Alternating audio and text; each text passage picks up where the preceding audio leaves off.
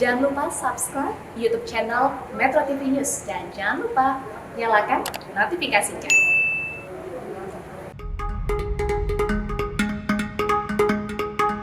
Arija tidak pernah meminta-minta untuk diperpanjang sampai 2024 karena saya tahu aturan, ngerti aturan.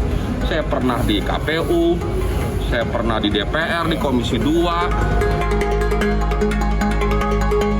Yang sekarang kita batasi adalah orang-orang yang potensi partisan. Partisan kepada partai politik tertentu.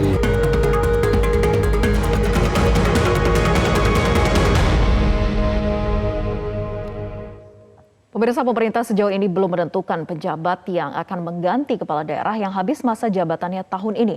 Malah banyak muncul saran seperti menggelar uji kelayakan dan kepatutan terhadap penjabat pengganti.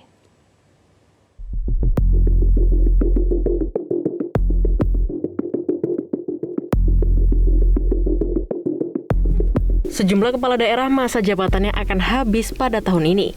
Kementerian Dalam Negeri pun kini punya tugas untuk mengisi kekosongan jabatan kepala daerah itu dengan menunjuk penjabat.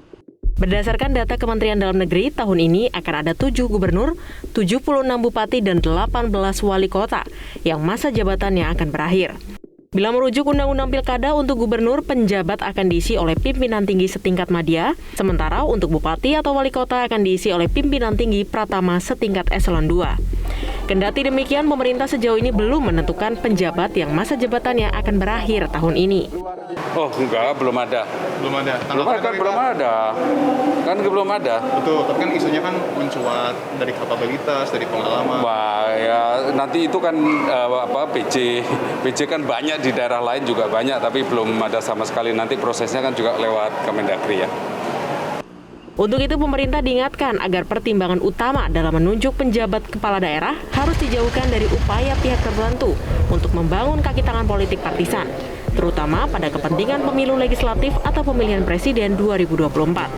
Mereka yang selama ini kita yakini tidak akan genit dalam urusan politik, nyatanya justru menjadi alat yang bisa mengkapitalisasi dan mendulang suara demi memenangkan suatu pertarungan. Jadi tidak heran kalau publik juga was-was sebenarnya dengan penunjukan penjabat oleh pemerintah. Mereka nantinya juga akan genit dan tertarik dengan urusan-urusan politik elektoral, genit untuk mendukung salah satu calon tertentu, dan sangat rentan untuk dimobilisasi mendukung salah satu partai politik tertentu. Bahkan bila perlu, pemerintah melakukan uji kepatutan dan kelayakan untuk memastikan integritas dan rekam jejak para penjabat. Ini penjabat 2 tahun. 2 tahun itu kan mengatur hidup orang banyak. Beliau harus ya legitimasi nggak biasa saja, nggak seperti penjabat di kasus-kasus yang lain. Salah satu provinsi yang akan mengalami masa kekosongan gubernur adalah DKI Jakarta. Anies Baswedan akan mengakhiri jabatannya sebagai gubernur pada 16 Oktober mendatang. Tim Liputan, Metro TV. Sementara itu, Ketua Fraksi PDI Perjuangan Utut Ardianto menyebutkan pejabat kepala daerah yang akan ditunjuk pemerintah tidak boleh orang yang berpotensi partisan dengan partai politik, termasuk partisan PDI Perjuangan.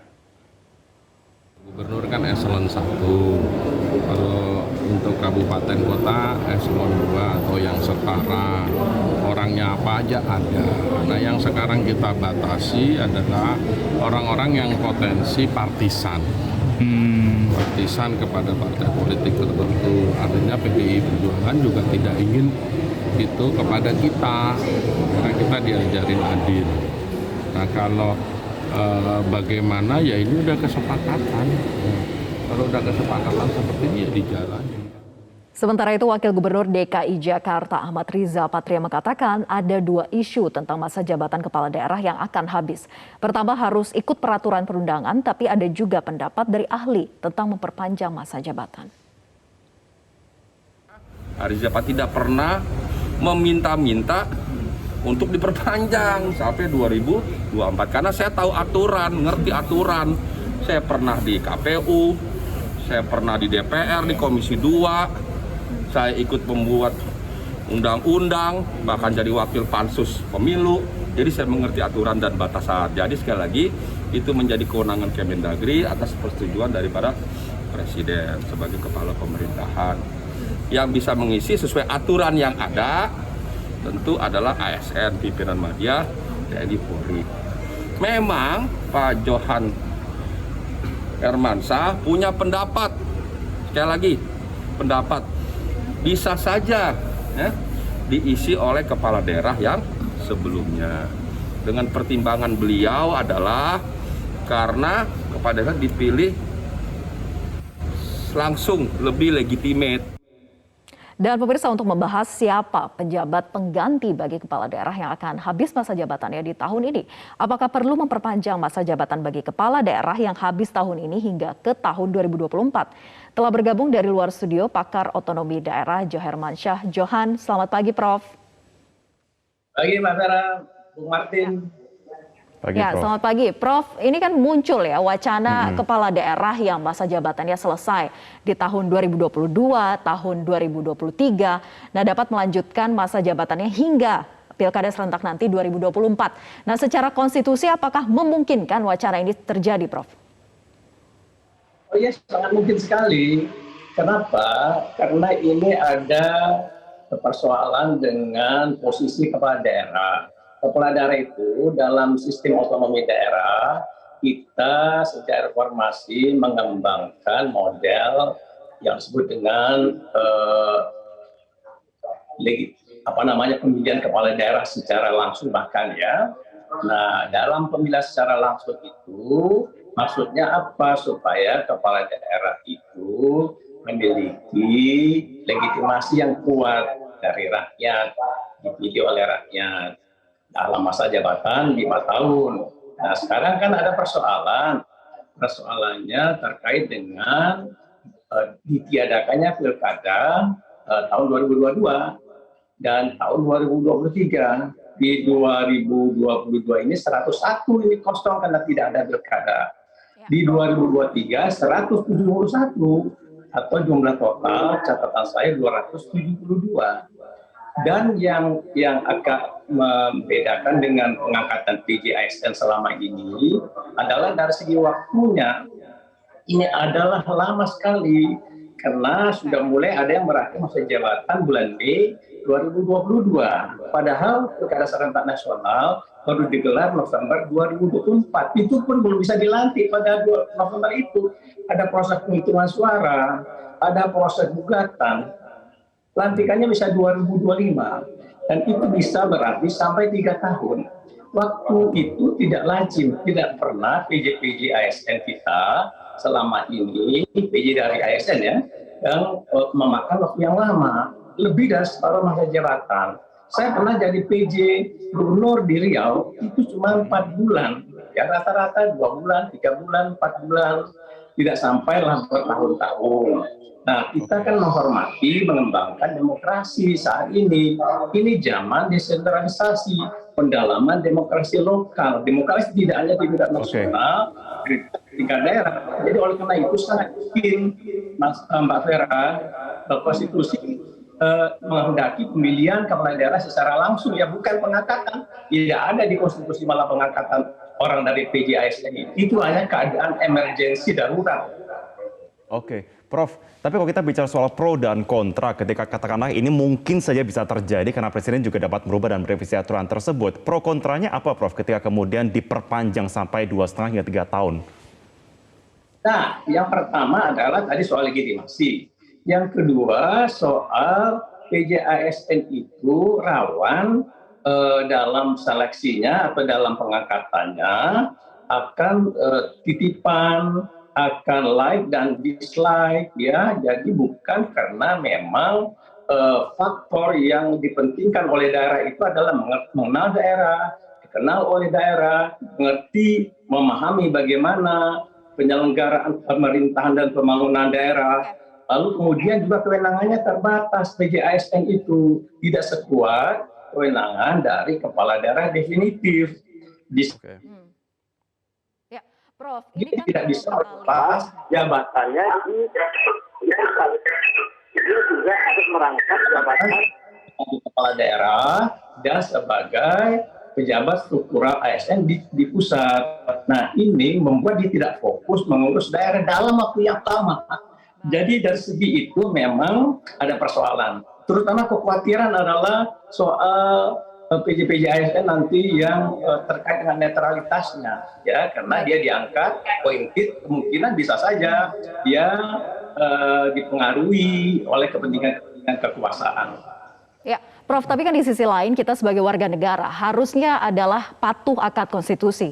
Konstitusi mengatur sesuai dengan Undang-Undang Nomor 10 Tahun 2016 Pasal 201 penggantian untuk penjabat ini adalah diisi oleh eselon 1 dan juga eselon 2. Nah, kalau dirubah seketika, bukankah ini berdampak buruk terhadap citra pemerintahannya maupun juga politik di Indonesia? Bukan begitu, kalau saya melihat model ideal ya secara ilmiah, dan saya sudah pernah melakukan penelitian efektivitas penyelenggaraan pemerintahan kalau PJ-nya dari ASN, kemudian ada PJ yang diperpanjang masa jabatan, itu menurut responden yang informan yang saya teliti menyatakan bahwa akan lebih efektif penyelenggaraan pemerintahan dan kontinuitas pembangunan, pelayanan publik yang lebih baik, demokrasi lokal yang lebih sehat, terjaminnya pilkada, pileg, pilpres yang lebih berkualitas ya, lebih berintegritas kalau diperpanjang masa jabatan dibanding kalau diberikan jabatan kepala daerah itu kepada PJ ASN. Jadi model ideal inilah yang kita angkat. Kalau pemerintah menyimak ini dengan baik, kita khawatir kalau tidak nanti akan terjadi berbagai macam persoalan belakang hari. Nah, mumpung belum terjadi, pagi-pagi hari ini masih ada 4 bulan lagi waktu, baiknya pemerintah meninjau kembali kebijakan yang ditetapkan di Undang-Undang 10 2016, khususnya pasal 201 ayat 9, 10, 11 itu, mengubahnya, mengganti dari mengisi kekosongan masa jabatan pada tahun 2022 dan 2023 dari ASN, ya, JBT Madya, JBT Pratama, menjadi dari perpanjangan atau dengan perpanjangan masa jabatan kepala daerah. Apa susahnya mengubah itu untuk kebaikan pemerintahan dan otonomi daerah? Dan susahnya adalah proses lobby politiknya, Prof. Karena kan ini harus disetujui oleh banyak pihak, bukan hanya presiden seorang saja gitu. Dan di sisi lain, bukankah pejabat pemerintahan itu dipilih oleh rakyat dengan masa jenjang waktu tertentu? Artinya tidak bisa seketika dirubah. Ya, itu dia. Bisa saja. Ini kan ada perpanjangan masa jabatan. Nah, kita sudah punya praktek empirik. Contohnya ya, Gubernur DIY waktu itu habis masa jabatannya 2009. Kemudian undang-undang belum selesai yang mengatur keistimewaan daerah istimewa Yogyakarta. Lalu pemerintah menerbitkan Kepres memperpanjang masa jabatan Gubernur DIY dan Wakil Gubernur DIY selama 3 tahun sampai 2012. Jadi itu sudah ada praktek empiriknya, tidak ada persoalan dengan itu. Lebih baik ketimbang angkat PJ ASN 3 tahun di Jogja yang benar aja, misalnya seperti itu. Nah, praktek empirik itu mestinya dijadikan pertimbangan. Ini untuk kebaikan pemerintahan daerah dan kontinuitas pembangunan. Bayangkan PJ ASN yang dari ASN dari pusat di drop menjadi gubernur bukan hanya 7 tahun 2022, 7 memang 2023 ada 18 lagi. 25 gubernur di Indonesia dari 34 itu akan dipimpin oleh pegawai negeri yang diangkat oleh pejabat yang mengangkat, yang bisa saja ada kepentingan politik kekuasaan karena ini ada pileg, ada pilpres, ada pilkada. Mana yang lebih baik? Ya, yang lebih aman, lebih demokratis dan lebih menjamin kontinuitas pembangunan. Saya menilai ya dengan dasar kajian ilmiah penelitian itu perpanjangan masa jabatan. Jadi bukan wacana-wacana, ini ada dasar penelitian empiriknya. Oke, Prof, kalau kita bicara mengenai output begitu ya, maka yang dinilai adalah bagaimana tingkat kepuasan masyarakat. Dinilai sejumlah pejabat saat ini yang akan berakhir masa jabatannya pada tahun 2022 dan 2023, popularitasnya terus menurun dan tingkat kepuasan masyarakat atas pimpinannya pun juga dinilai terus menurun. Apakah ini tidak akan kemudian akhirnya berdampak buruk terhadap kemudian satu apresiasi terhadap kinerja dari penjabat yang diperpanjang tersebut, termasuk juga tingkat kepatuhan masyarakatnya? Bagaimana menjaga ini, Prof? Ya, jadi begini, kalau di masyarakat itu kan memang ada berbagai macam pikiran dan pendapat ya tentang kinerja dari kepala daerah yang bersangkutan. Tapi yang kita ingin selamatkan adalah demokrasi nih. Ya, bagaimana demokrasi itu bisa dikelola oleh pejabat kepala daerah yang dipimpin seorang yang bukan appointed, tapi yang elected, yang dipilih. Jadi kalau mereka misalnya dalam kinerja selama ini 5 tahun, ini juga ada faktor pandemi. Kita tahu kan 2 tahun ini juga rata-rata daerah tidak bisa menjalankan program dan pelayanan publik dengan baik. Nah ini malah second chance menurut saya, kesempatan kedua kalau diperpanjang, dia bisa memperbaiki kinerjanya, bisa mengadres apa yang kurang, program-program kegiatan apa yang dulu tidak bisa diselenggarakan. Jadi ini kesempatan untuk mereka bagi yang belum berprestasi. Bagi yang sudah berprestasi, itu akan menambah hebatnya kinerja mereka. Bisa memperbaiki kinerjanya, kemudian elektabilitas dan juga popularitas terus terjaga. Terlebih lagi kalau misalnya mereka ini adalah orang-orang yang akan melaju kembali di Pilkada serentak 2024. Tapi kalau kita lihat dari sisi negatifnya nih Prof, yang dikhawatirkan adalah adanya penyalahgunaan wewenang ketika mereka masih menjabat. Bukankah selama ini penjabat pengganti sementara itu dipergunakan, fungsinya adalah agar tidak ada penyimpangan dan penyelewengan jabatan seperti ini? Ya, kalau misalnya mereka mau running lagi dalam pilkada atau dalam pemilihan apapun bentuknya, kan kita sudah punya sistem, sudah punya aturan main. Ya, ada tata caranya. Kalau mereka misalnya maju, maka orang sedang menjabat kepala daerah harus melakukan cuti, meminta cuti selama masa kampanye. Nah itu satu. Yang kedua, dia tidak boleh mengganti-ganti pejabat 6 bulan sebelum dia ditetapkan oleh Komisi Pemilihan Umum sebagai calon. Itu alat untuk menjaga dan mengontrolnya supaya tetap terhindar dari praktek fraud ya. Jadi kita sudah punya sistem, sudah lama dibangun sistem itu oleh pemerintah dalam menjaga dan mengawasi agar jangan terjadi fraud oleh petahana. Jadi begitu Mbak Vera, jadi kita udah bangun, kita sudah punya sistemnya sendiri. Nah kalau PJASN itu tidak punya sistem dan tidak punya aturan seperti itu. Ya, jadi ini sudah dibakukan. Kalau PJASN kita angkat nih, nah kalau dia punya kepentingan titipan, bagaimana? Ya, dan itu kemudian kita sudah tahu ASN kita ini ada melakukan penyelewengan, Prof, ketimbang mereka yang akan melaju di pilkada serentak. Tentu itu adalah keuntungan ataupun juga kesempatan yang sangat dicari oleh mereka yang akan melaju lagi. Ya, itu fair play kan, tetap ada fair play dan sudah ada rule of the games, aturan main bagi mereka yang akan running untuk kesempatan berikutnya. Jadi saya kira nothing to worry lah Mbak Vera ya, karena kita sudah bangun sistem selama ini juga petahana-petahana di bawah pengawasan dan kontrol. Kalau dia melakukan pelanggaran akan ada sanksi-sanksinya, bahkan sampai didiskualifikasi. Sudah ada aturan mainnya. Jadi saya nggak khawatir kalau soal itu. Oke. Kita akan nantikan seperti apa tentunya proses yang berlangsung ini. Terima kasih Pakar Otonomi Daerah Prof. Johermansyah John sudah bangun bersama dalam Metro Pagi Prime Time. Sampai lagi Prof. Terima kasih Prof. Selamat pagi.